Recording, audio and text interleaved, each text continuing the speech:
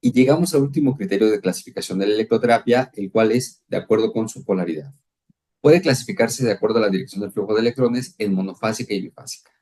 Como podemos ver en las gráficas, la corriente monofásica se considera de polaridad constante y los electrones viajan en una misma dirección. Mientras que la bifásica va alternando la polaridad de positivo a negativo y los electrones viajan de forma bidireccional. Existen algunas variantes nominales de las corrientes monofásicas y bifásicas de acuerdo a la literatura que consultemos. Podemos encontrarlas como corrientes continuas, directas, constantes y unidireccionales. Inicialmente se conocían como galvánicas, el cual es un término en desuso. Mientras que las bifásicas también las podemos encontrar como corrientes alternas, indirectas, inconstantes, bidireccionales. Inicialmente, al igual que la galvánica, se llamaba farádica y este término ya está en desuso. ¿Por qué? Porque ya actualmente tenemos dos modalidades específicas de electroterapia, que son precisamente la corriente galvánica, así como la corriente farádica. Y curiosamente, ambas son monofásicas, lo cual contrapone un poco los conceptos que ya hemos mencionado. Una característica de las corrientes monofásicas es que van a presentar los efectos polares. Cuando yo coloco el ánodo, que es el polo positivo, voy a tener ciertas reacciones, como concentración en iones, disminución del pH, reacción ácida, oxidación, metabolismo bajo, absorción de calor, vasoconstricción, coagulación, repolarización de la membrana y un efecto general de sedación. Mientras que si yo coloco el polo negativo, que es el cátodo, voy a tener una concentración de cationes, aumento del pH, reacción alcalina, un efecto de reducción, metabolismo alto, liberación de calor, vasodilatación, liquefacción, despolarización de la membrana, dando un efecto general de excitación.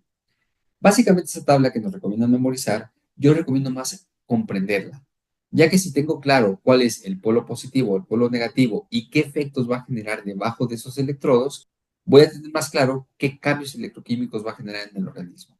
Asimismo, en primer lugar, se recomienda tener claro también a qué se refiere el polo positivo y a qué se refiere el polo negativo. Una forma sencilla de recordar el nombre de los polos es tomando en cuenta el tipo de iones que es capaz de atraer.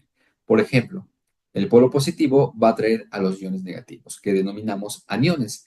Es por eso que considerando los iones que atrae, se va a llamar ánodo. Mientras que el polo negativo va a atraer a los iones positivos, que serían los cationes, y por ende se va a llamar cátodo. De esta forma podemos ubicar perfectamente el nombre correcto de cada polo. Si bien es cierto que nos piden memorizar este tipo de tablas y de efectos, es mejor comprenderlos. Y una forma práctica es ubicando qué ocurre debajo de cada polo al momento de fluir la corriente eléctrica. Por ejemplo, en esta imagen vemos la membrana intracelular que conocemos que tiene una polaridad negativa, en promedio de menos 70 a menos 90 milivolts. Pero cuando yo coloco los electrodos, van a interactuar de forma muy diferente uno y otro. Por ejemplo, en el polo positivo, que es el ánodo, voy a presentar una concentración de nube iónica negativa, una nube iónica anódica.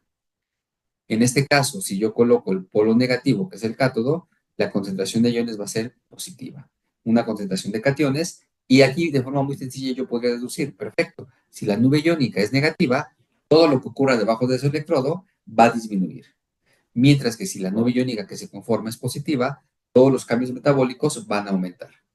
Y esta es una forma práctica para saber los efectos que voy a generar, que va a aumentar todos los elementos que ya vimos, metabolismo, pH, inclusive el calibre de los vasos puede disminuir, puede aumentar dependiendo del polo que hayamos colocado.